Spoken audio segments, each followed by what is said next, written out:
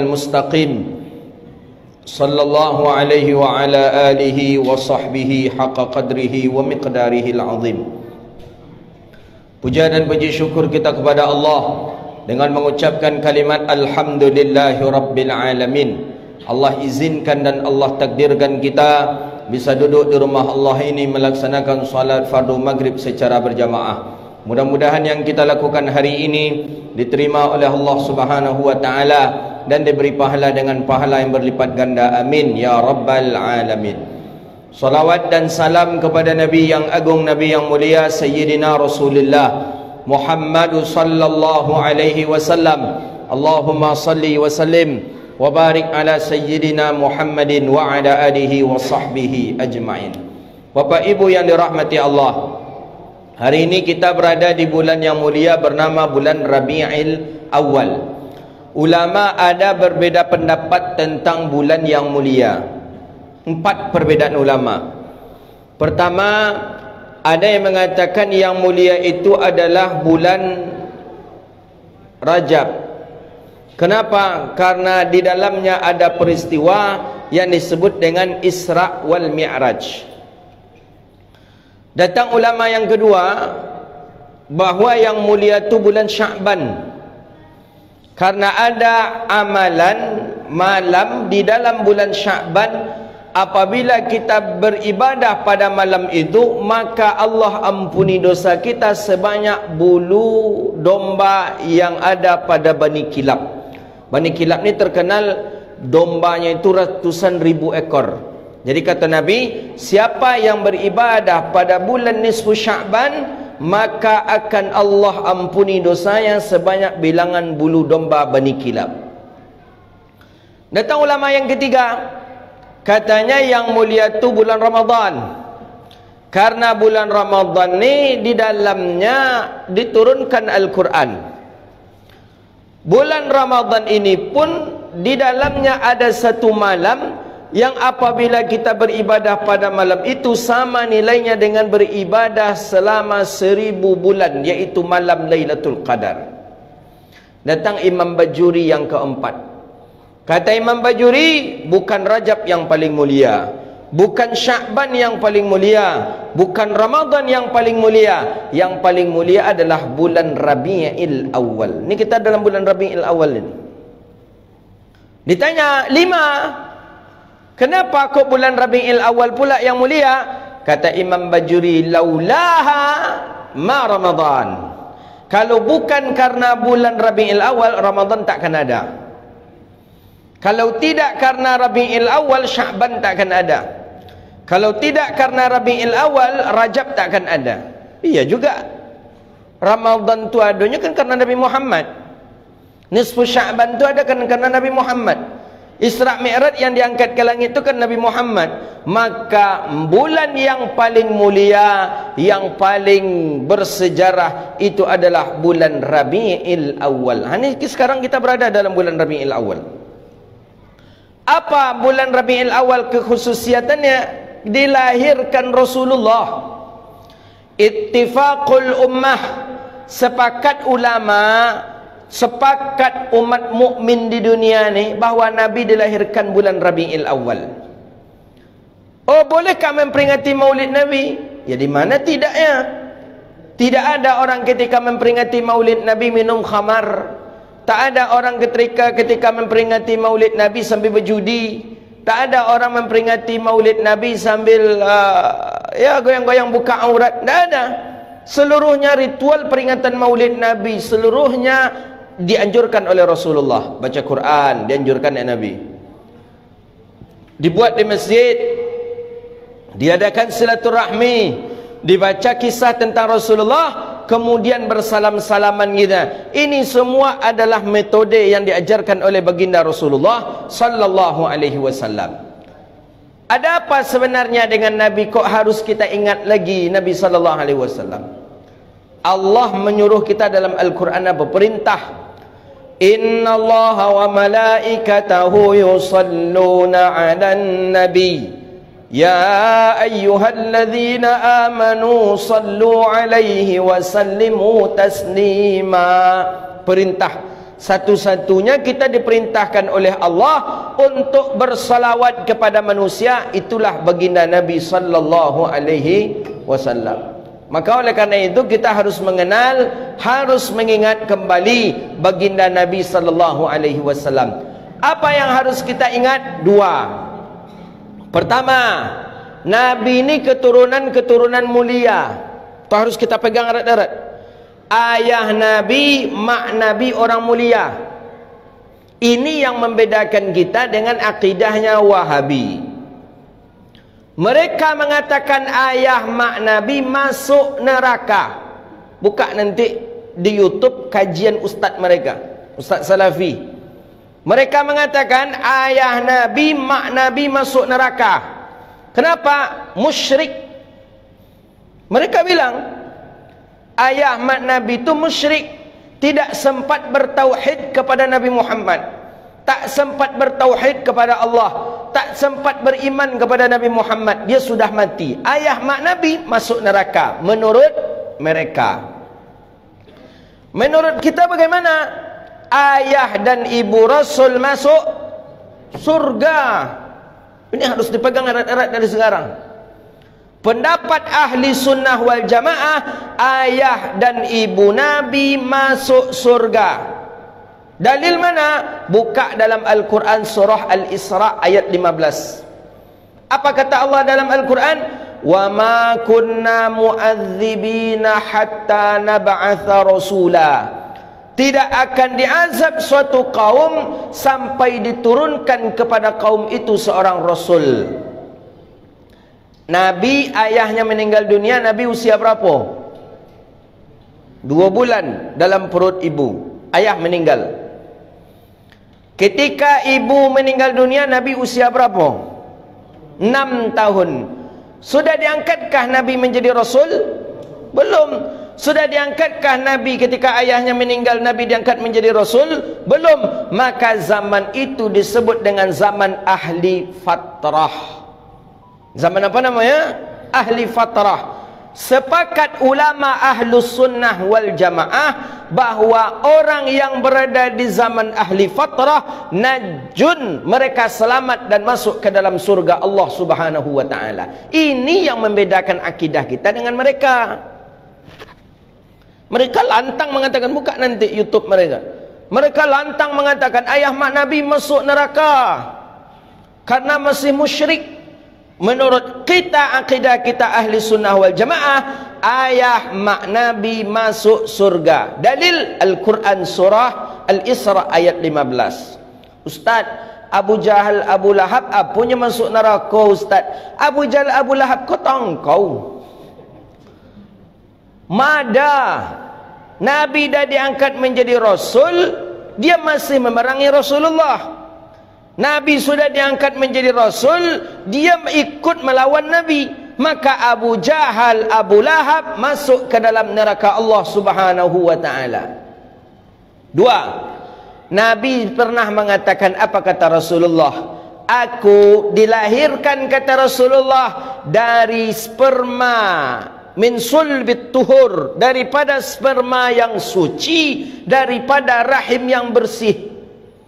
Apa maksudnya sperma yang suci? Ayah mak Nabi tak pernah makan haram. Ayah mak Nabi tak pernah maaf berzina. Ayah mak Nabi tak pernah makan riba. Ayah mak Nabi tak pernah berjudi. Ayah mak Nabi tak pernah mencuri. Ibu Nabi pun begitu. Ibu tak pernah mencuri, ibu tak pernah makan riba, ibu tak pernah berzina, naudzubillah, ibu tak pernah. Maka Nabi mengatakan, aku dilahirkan dari sperma yang suci, daripada rahim yang bersih. Maka lahirlah anak nurun ala nur, manusia cahaya. Itulah Sayyidina Rasulullah sallallahu alaihi wasallam. Maka hati-hati, hati-hati betul kita. Jangan sampai kita mengklaim ayah mak Nabi masuk neraka, tapi akidah kita ahlu sunnah wal jamaah, ayah mak Nabi dihitung ke zaman siapa? Ahli fatrah, kosong wahyu, kosong para nabi. Zaman itu disebut dengan zaman ahli fatrah. Orang yang hidup di zaman ahli fatrah najun, mereka selamat masuk ke dalam surga Allah subhanahu wa ta'ala. Dunia. Jadi Nabi Muhammad ini bukan orang sembarangan. Ayah Nabi orang baik. Ayah Nabi orang yang walaupun dia ketika itu tidak ada syariat, tapi ayah mak Nabi tak pernah melakukan perkara yang dilarang dalam syariat. Maka disebutkan dalam satu rawi, fa akrim bihi min nasabin taharahu Allah taala min sifahil jahiliyah. Allah sucikan, Allah bersihkan daripada keturunan-keturunan Rasulullah min sifahil jahiliyah, daripada kebodohan-kebodohan jahiliyah. Dihilangkan, dihapuskan, tak ada pada diri dan keturunan Rasulullah sallallahu alaihi wasallam. Ini dia. Nabi Muhammad manusia mulia. Nurun ala nur, cahaya di atas cahaya. Apa maksud cahaya di atas cahaya? Memang Rasulullah sallallahu alaihi wasallam orang pilihan Allah, memberi penerangan kepada manusia. Orang-orang yang dahulunya tersesat tak nampak jalan karena adanya cahaya dari Rasulullah sallallahu alaihi wasallam. Maka Nabi Muhammad orang mulia. Nabi Muhammad ini kalau kita baca sejarah, beliau ini dilahirkan oleh ibu 9 bulan dalam kandungan, tidak lebih dan tidak kurang. Walamma tamma min hamlihi 9 ashhurin qamariyah, manakala setelah sempurna 9 bulan hitungannya, bulan qamariyah, rahim Sayyidah Aminah, di dalamnya ada Rasulullah 9 bulan, tidak berlebih tidak kurang, lahir Nabi sallallahu alaihi wasallam. Ada yang lebih ustaz, ada orang yang sampai 4 tahun dalam kandungan ibunya. Dulu kan USG kan tak ada kan? Tak ada. Jadi selagi ada je anak tu dipelope aja taruh idenya. 4 tahun. Tapi kata ulama, orang yang 4 tahun dalam kandungan ibu, imma ada kala dia memang menjadi orang yang baik sangat. Imma ingkana, dan jika dia adalah orang yang buruk sangat perangainya. Kalau nyampe tahun, yang baik siapa 4 tahun? Imam Syafi'i konon kabarnya 4 tahun dalam perut ibunya. Yang buruk siapa? Kalau ada yang buruk-buruk di kampung awak, mungkin sampai tahunnya dalam perut emaknya. Ada yang buruk sangat perangainya, 4 tahun dalam perut ibunya. Dalam sejarah ada sebagian konon yang mengatakan itu adalah Abu Lahab. Jadi Abu Lahab dari itu sampai tahunnya dalam perut ibunya tu. Makanya kita tengok kalau nakal kita mungkin lama dalam perut emak wak petang wak. Ada yang mengatakan seperti itu, tapi wallahu a'lam. Jadi Nabi Muhammad pertama mulia dari sisi keturunan. Kemudian yang kedua, memang Nabi Muhammad jasadnya dan akhlaknya mulia. Kita baca hari ini 5 kemuliaan yang ada pada diri Rasulullah sallallahu alaihi wasallam. Kalau kita baca kemuliaan Nabi ini bukan 5 ni saja, banyak. Tapi kita mencoba 5 ni berdasarkan hadis-hadis Rasulullah sallallahu alaihi wasallam. Kita ambil dalam syarahan Bidayatul Hidayah lil Imam Nawawi Al-Bantani. Qal pertama, lam yahtalim qattu taha mutlaqan abada. Nabi Muhammad tak pernah seumur hidup beliau bermimpi. Ini pertama. Nabi tak pernah mimpi, Pak. Kenapa Nabi tak pernah bermimpi? Agar jangan nanti fitnah. Apa fitnahnya? Al-Quran nanti dituduh orang itu mimpi Rasulullah. Nanti orang menuduh, Quran itu mimpi Muhammad dunia katanya. Sedangkan itu pun mereka sudah menuduh, Quran itu jampi-jampinya Muhammad, Quran itu sihirnya Muhammad, kahin Muhammad. Hati-hati, jangan kalian sampai terpedaya dan tertipu oleh Al-Quran. Itu kata Musailamah Al-Kazab. Jadi kata Musailamah Al-Kazab, hati-hati betul kata Musailamah Al-Kazab. Quran itu sihirnya Muhammad, nanti kalian kena sihir. Maka Nabi Muhammad tidak pernah bermimpi. Salah satu alasannya agar jangan Al-Quran dituduh hasil mimpi Nabi Muhammadun sallallahu alaihi wasallam. Karena ini tidak pun dituduh mimpi, ini pun banyak juga yang mengatakan itu adalah bagian daripada tipu daya Nabi Muhammadun sallallahu alaihi wasallam. Itu perlu kita ingat ni. Tidak, Quran bukan mimpi Nabi Muhammad. Quran adalah wahyu daripada Allah Rabbun Jalla Jalaluh. Ada yang mengatakan Nabi Muhammad memang tak pernah bermimpi, tapi mimpi basah. Mimpi basah, ia tak pernah Nabi Muhammad. Tapi kalau mimpi kering pernah, kata orang. Tapi menurut sebagian jumhur, baik mimpi Nabi mimpi basah atau selain daripada mimpi basah, tetap Nabi Muhammad tak pernah bermimpi. Itu dia. Jadi kalau ada orang mengatakan, tak usah pakai Sayyidina, biasa-biasa aja lah, Muhammad tu manusia biasa macam kita. Awak makannya makan, awak nikahnya nikah, awak sakitnya sakit. Muhammad punya anak, kita punya anak. Oh, beda. Jangan disamakan. Kalau yang sama tu Muhammad yang mana?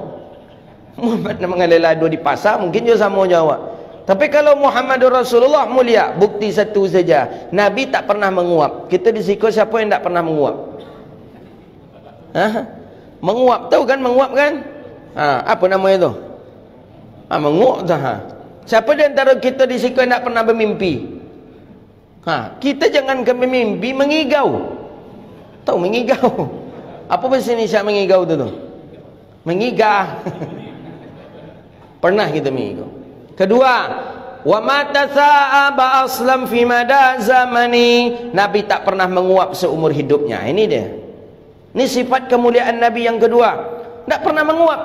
Maka dalam hadis sahih Bukhari, hadis riwayat daripada Abi Hurairah radhiyallahu taala an, Nabi sallallahu alaihi wasallam bersabda, apa kata Nabi? At-tatha'ubu minasyaitan. Menguap itu daripada syaitan, kata Rasulullah. Siapa di antara kalian yang menguap, maka hendaklah dia menahannya. Jadi kalau awak menguap, tahan, jangan langsung lopehkan, tahan. Gitu je caranya. Kalau tak bisa ditahan, fayuradhu, maka tak apa-apa, tapi tutup mulut kita dengan punggung tangan kiri. Diajarkan oleh Rasulullah sallallahu alaihi wasallam. Kemudian apa kata Rasulullah? Man qala 'inda tatha'ubiha dhahakus syaitan. Siapa yang berkata kata Nabi, ketika dia menguap, maka tertawalah syaitan kepadanya. Jadi awak biasa kalau ada orang menguap, itu tertawa syaitan. Kenapa syaitan tertawa? Kata syaitan, ini sudah aku pastikan dia teman aku. Maka dipastikan pula orang yang menguap kalau mengucapkan aing bawa je lainnya tu setan nang main. Setan yang mengatakan siapa? Rasulullah dalam hadis dalam sahih Imam Bukhari, dhahakus syaitan, tertawa syaitan. Kenapa syaitan tertawa? Karena syaitan sudah meyakini orang ini adalah bagian daripada saudaraku. Maka jangan bapak-bapak, kalau menguap tu tahan, tak bisa tahan, tutup. Jangan keluarkan suara sedikit pun. Jangan dhahakus syaitan. Hadis dalam sahih Imam Bukhari. Pas amin solat, pas pula ngantuk, pas pula menguap. Oh yes, berarti ya mungkin kalau kita langsung menyampaikan amin, sama je tiba ni. Sama tiba. Dia mesti harus ditahan ya. Satir famah, tahan dengan tangan umpamanya dengan tangan. Jangan tak boleh bunyi. Fakul man, apa kata Nabi dalam hadis Bukhari itu? Siapa yang ketika menguap mengucapkan dhahakus syaitan. Memang iya. Jadi orang yang kalau sudah menguap itu sudah dipastikan nih orang ni akan terganggu oleh syaitan. Sudah diganggu oleh syaitan. Makanya ada sebagian masyaikh kami di waktu ngaji di Makkah, di Mesir, marah kalau ada murid menguap. Itu langsung aja diusirnya keluar. Kalau adalah murid macam itu ya Allah, itlaq barra. Kamu pernah sekali tu. Kami punya guru namanya Syekh Ibrahim Mali tu. Ada kawan padahal mau mengantuk ya, cuma karena mengaji habis asar. Ngaji start dari subuh sampai jam 9. Jam 9 kuliah sampai jam 3. Habis asar jam 4 ngaji lagi dengan Syekh tadi. Jadi duduk, ada kawan di depan. Cuma kawanku lebih dulu menguap pada saya. Untung kalau saya menguap mungkin saya diusir keluar dulu. Jadi pas kawan tadi, Syekh memandang tadi gitu. Lah, itlaq barra, ma'alaish. Ya Allah, ma'alaish dengan bahasa Amiahnya. Ma'alaish, itlaq barra. Keluar kata dia lah. Keluar katanya. Ambo kan menguap je nya, cuma lah dulunya menguap. Anda akhirnya jadi menguap lah. Hilang mengantuk ketika itu.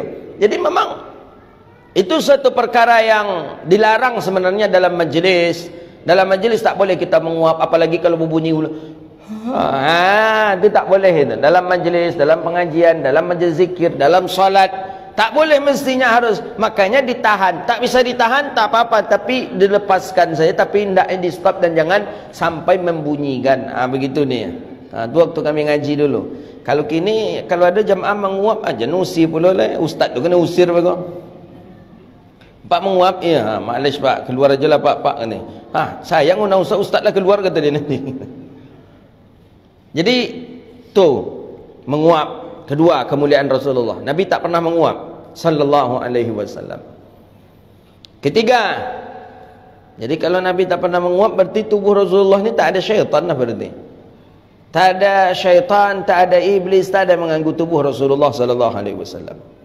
Makanya Nabi sallallahu alaihi wasallam, Nabi melihat syaitan, Nabi melihat iblis. Itu daripada Sayyidina Rasulullah sallallahu alaihi wasallam. Nampak Nabi iblis sebagaimana yang sudah pernah kita bahas sebelumnya.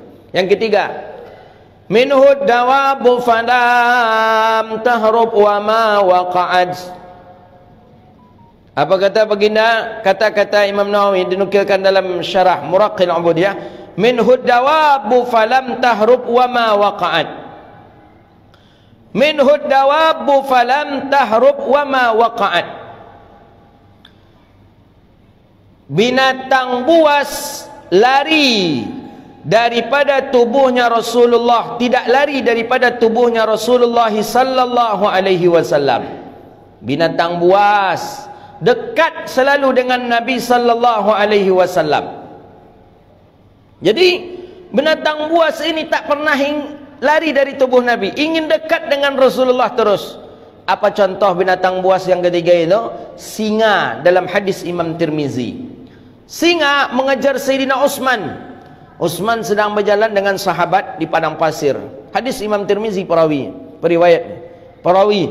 Datang singa yang banyak, dikejar Sayyidina Utsman oleh singa tadi. Lari Utsman, dikejar lari. Lari Utsman, dikejar lagi. Tentu sekencang-kencangnya lari kita, tentu lebih kencang lari singa.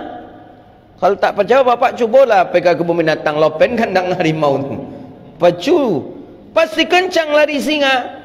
Anggapan Sayyidina Utsman, singa ini akan menerkamnya, singa ini akan membunuhnya. Ternyata tidak. Singa ni berbicara dia ke Utsman, Utsman, baligh salam ala Rasulillah, sampaikanlah salam kami kepada Rasulullah sallallahu alaihi wasallam. Bayangkan singa titip salam dia. Singa titip salam dia ke Rasulullah sallallahu alaihi wasallam. Jadi sampailah di rumah baginda Nabi sallallahu alaihi wasallam, Utsman pun apa bahasa kita, ngos-ngosan, sesaongok Utsman. Gitu tu. Kata Rasulullah, "Mabaluka ya Utsman?" Kenapa engkau hai Utsman? Kata Rasulullah. La sesak Utsman. Orang kalau la sesak ongok kau, kalau ketakutan tidak bisa bercakap. Tak dapat bercakap. Mabaluka ya Utsman? Kenapa ya Utsman? Ada apa ya Utsman? Kata Utsman, "Ya Rasulullah, singa mengejar aku ya Rasulullah. Aku menyangka dia akan menerkam dan membunuhku ya Rasulullah. Rupanya tidak. Dia mengucapkan salam kepada engkau ya Rasulullah." Itu dia. Singa mengucapkan salam ke Rasulullah. Bagaimana dengan kita kira-kira? Apakah kita tak mau mengucapkan salawat dan salam ke Rasulullah sallallahu alaihi wasallam? Makanya dalam satu hadis, dalam hadis sahih, Nabi ketika buang air besar, Nabi nak buang air besar, Nabi berjalan, ada di satu tempat malam hari. Nabi berjalan, dalam hadis dalam kitab Nurul Yaqin Imam Khudri Baik menjelaskan, berjalan Rasulullah, berjalan. Dalam perjalanannya Rasulullah sallallahu alaihi wasallam, Nabi jumpa dengan pohon dengan batang kayu dan batu yang ada di sekitar Nabi. Orang tak ada. Orang tidak ada, yang ada cuma batang kayu dan batu, mengucapkan salam ke Rasulullah sallallahu alaihi wasallam. Assalatu wassalamu alaika ya Rasulullah. orang tak ada malam hari. Nabi jawab, alaikassalam. Jambi berjalan terus. Ada lagi suara, assalatu wassalamu alaika ya Rasulullah. Alaikassalam, kata Rasulullah. Nabi mulai curiga, mulai khawatir. Orang nak ada masalahnya, dah ada je mengucapkan salam. Cubalah kalau gitu berjalan malam-malam, di jalan saja, tak ada orang kiri kanan. Ada orang mengucapkan salam kau, assalamualaikum pak, kata, macam mana kira-kira? Langkah lari kaki, lari kita itu, takut kita. Salatu wassalamu alaika ya Rasulullah. Nabi kata, Jibril, man ballagha alayya salam, siapa yang mengucapkan salam kepadaku? Tu Jibril. Kata Jibril, ya Muhammad, innan nabata minal hajara wasyajar yusallim alaik. Hei ya Muhammad, sesungguhnya pohon, batang kayu, batu yang ada di sekitar kamu mengucapkan salam dia kepada engkau ya Rasulullah. Tu ni, tu mulia Nabi. Maka tanya ke orang yang menyebut Nabi Muhammad tu sama je inyo tadi, batang kayu mengucapkan salam ke inyo ndak? Batu mengucapkan salam ke dia ndak? Kalau tidak, jangan samakan diri kita mulia dengan Nabi sallallahu alaihi wasallam. Tu ni. 3. Keempat, wala yuradhilluhu fi syamsi dhulfatani. Nabi Muhammadun sallallahu alaihi wasallam tidak menghasilkan bayang-bayangan di tubuh beliau. Tubuh Nabi tak ada bayang-bayang pak. Beda dengan tubuh kita. Tubuh kita ada bayang-bayang. Kita cahaya lampu ada ni, berbayang-bayang gitu. Nabi Muhammad tak ada bayang-bayang sedikit pun. Ka'annahu kazzujajah, seolah-olah Nabi Muhammad itu seperti kaca. Kaca kena sinar matahari. Adakah bayang-bayangan kaca? Tidak. Ini air, ini gelas diisi air punya bayang-bayangan dia. Nabi Muhammad tidak, seolah-olah langsung masuk cahaya tadi ke tubuh Nabi sallallahu alaihi wasallam. Seperti kaca tembus daripada cahaya itu ke dalam kaca. Begitulah tubuh Rasulullah sallallahu alaihi wasallam. Maka itulah disebut dengan nurun ala nur, cahaya di atas cahaya. Cahaya yang paling tinggi apa? Matahari. Tapi ternyata Nabi Muhammad lebih terang daripada matahari. Maka itulah dulu orang Melayu ketika turun mandi anak namanya atau akikah, apa orang kita bawa tala'al badru, bawa berzanji. Dengarlah apa yang dibaca orang ketika berzanji itu. Anta syamsun anta badrun anta nurul fawqa nuri anta irsilu wa ghali anta misbahus suduri Allah ya Nabi. Itu dibaca orang dulu. Jadi orang kita Melayu ini dari dulu sudah mengenalkan ke kita. Apa yang dikenalkan kepada kita? Mengenalkan kepada kita Nabi Muhammad itu lebih tajam cahaya yang ia miliki daripada matahari. Abu Suruji, bapak daripada bapaknya cahaya, itulah Sayyidina Rasulullah sallallahu alaihi wasallam.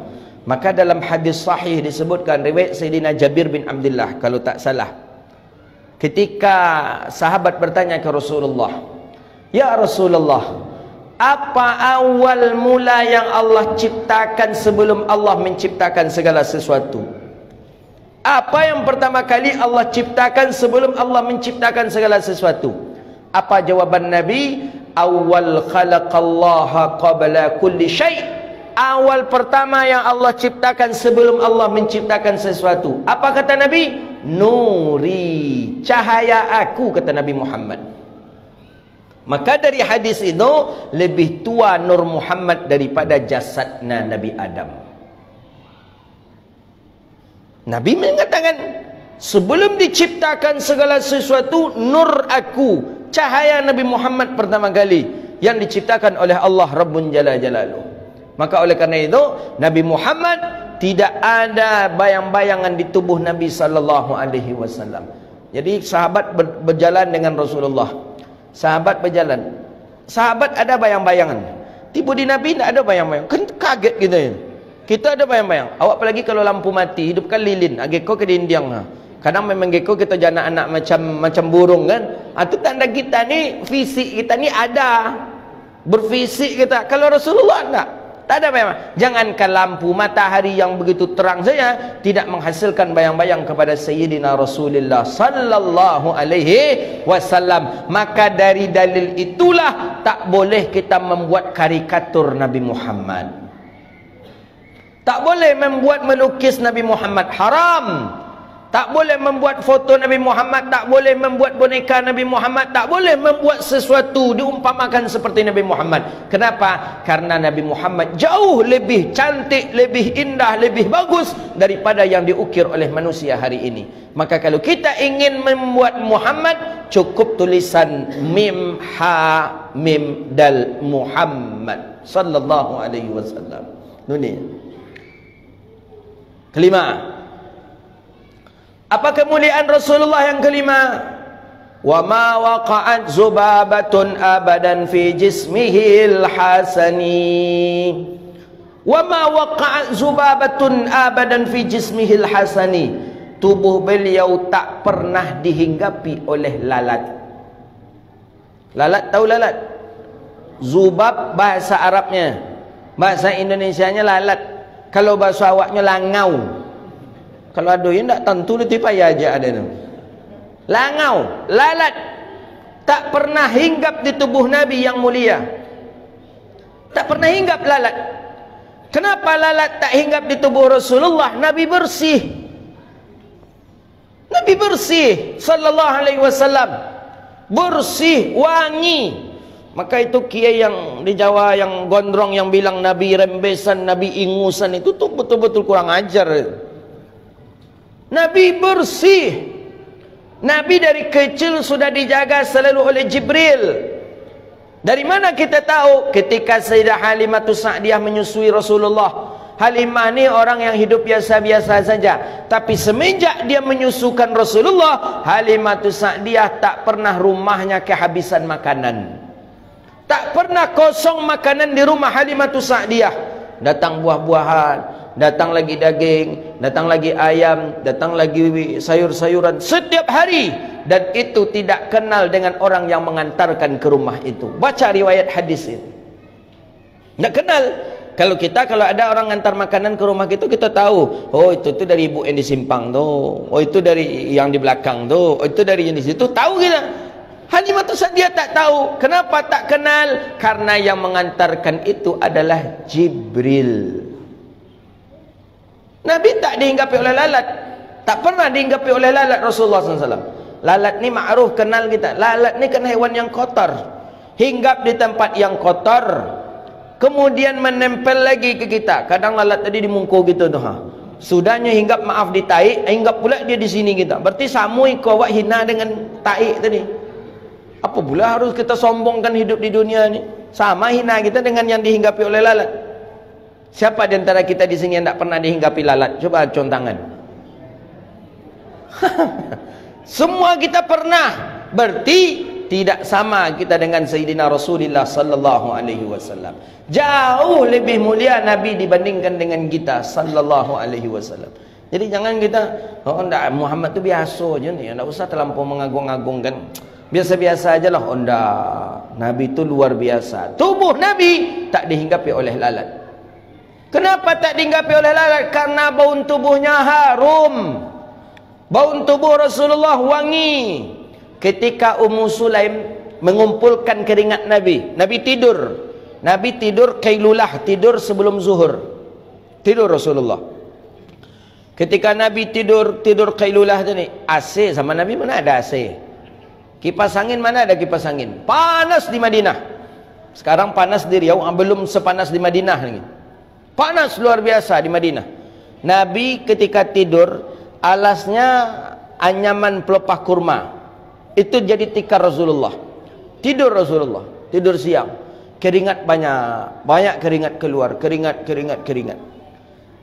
Nabi bangun dari tidurnya, Ummu Sulaim ada di rumah Rasulullah.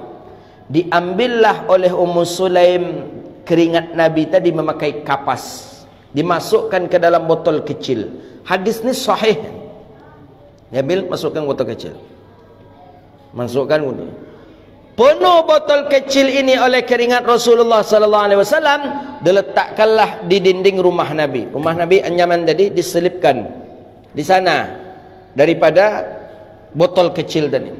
Seminggu, 2 minggu, 3 minggu baru nampak oleh Rasulullah. Ketika Nabi nampak, Nabi ambil. Nabi buka. Ketika Nabi buka, mengeluarkan haruman yang luar biasa. Sampai dalam syarah disebutkan penduduk Madinah seluruhnya membaunkan baunan parfum itu. Bayangkanlah tu. Mana ada parfum yang sekarang yang sampai 200 meter terbaun? Ada yang punya parfum seperti itu? Tak ada. Kita di sini 200 meter terbaun oleh orang kalau kita buka parfum kita. Tak ada. Ini sampai penduduk Madinah semuanya heboh. Wah, wangi apa ini? Wangi apa ini? Wangi apa ini? Ini wangi daripada parfum yang ada di rumah Rasulullah. Apa kata Nabi? Mahadha. Apa ini? Siapa yang punya ini? Kata Rasulullah. Kata Ummu Sulaim, ana ya Rasulullah.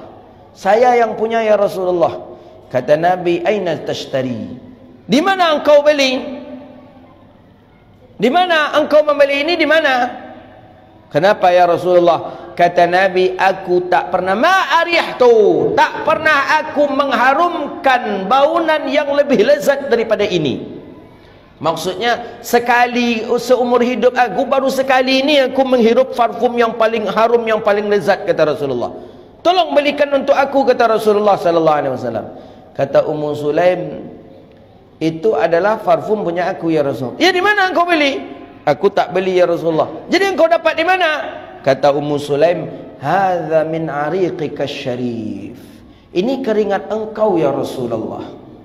Hadza ariqi, ini keringat aku, kata Rasulullah. Ya ya Rasulullah. Nabi tersenyum, Nabi ambil botol tadi, Nabi serahkan kepada Ummu Sulaim. Bawalah, kata Nabi kepada Ummu Sulaim. Keringat Nabi bau parfum, wajar tubuh Rasulullah tidak dihinggapi oleh lalat. Kita siapa yang bau parfum keringat? Cuba. Kalau anda orang-orang tu menyepelekan Rasulullah, biasa je lah, tak usah pakai Sayyidina Muhammad tu orang biasa. Cuba tanya kayaknya, cik aja. Keringat wang bon apa? Dua je tu ya, bisa jadi bon lacan atau bon tarasi. Tu mulianya Rasulullah sallallahu alaihi wasallam. Maka kalau kita sebut dan kita ungkap kemuliaan-kemuliaan Sayyidina Rasulullah sallallahu alaihi wasallam hatta yaumal qiyamah, sampai hari kiamat pun kita tidak akan selesai untuk menyebutkan manusia yang mulia Sayyidina Rasulullah sallallahu alaihi wasallam. Pada intinya kita kembali sadar bahawa kita butuh kepada orang yang mulia Rasulullah, bahawa kita selalu menjunjung tinggi baginda Nabi, kita selalu menghormati baginda Rasulullah dengan menghidupkan sunnah Nabi, dengan memuliakan syariat Nabi, dan dengan menjaga selalu adab dan akhlak sesuai dengan akhlaknya Rasulullah sallallahu alaihi wasallam. Hadza wabillahi taufik. Pas daripada kajian kita, itulah kajian kita pada malam hari ini. Mulianya Rasulullah, mulianya bulan Rabiul Awal dengan mulianya baginda Nabi sallallahu alaihi wasallam. Jadi bulan Rabiul Awal ini bulan yang amat mulia. Kalau Bapak Ibu datang ke Mesir, datang ke Yaman, datang ke Sudan, pas bulan Rabiul Awal ini agak berbeda dengan yang lain. Karena bulan Rabiul Awal ini orang-orang menghias rumahnya dengan pakai lampu paralel itu. Yang lampu yang besar tu di apartemen tadi dipasang lampu, itu ditulis macam kita ini, macam tulisan kita, I love you Nurul Yaqin, I love you apa, Masjid Nurul Yaqin. Kalau ke Mesir kita, ke Yaman, ke Sudan hari ini, itu ada tertulis di bangunan-bangunan yang megah itu, tertulis pakai lampu, Ana I love you Muhammad, Ana bahibbak Muhammad. Itu tanda bulan Maulid sudah masuk. Itu tandanya kalau di daerah Arab. Begitu orang merayakan Maulid Nabi. Kemudian di depan-depan rumahnya dia pasang tempat untuk meletakkan halawiyat. Ada coklat, ada manis-manisan, itu dibagi-bagi tu. Pas di hari Maulid saja, di bulan Maulid saja dibagi-bagi. Dia anjurkan orang baca salawat, sallu ala Muhammad, sallu ala Muhammad. Setiap orang yang lewat dikasih halawiyat coklat, sallu ala Muhammad. Begitu cara orang memeriahkan daripada Maulid Nabi sallallahu alaihi wasallam. Bahawa kita tahu Nabi memang orang mulia, kita berhajat kepada Nabi, dan mudah-mudahan kita termasuk golongan umat Nabi kita sallallahu alaihi wasallam. Hadza wabillahi at-taufiq. Itulah kajian kita. Mudah-mudahan bermanfaat dan Allah berkahi kehidupan kita dunia wal akhirah. Amin ya rabbal alamin.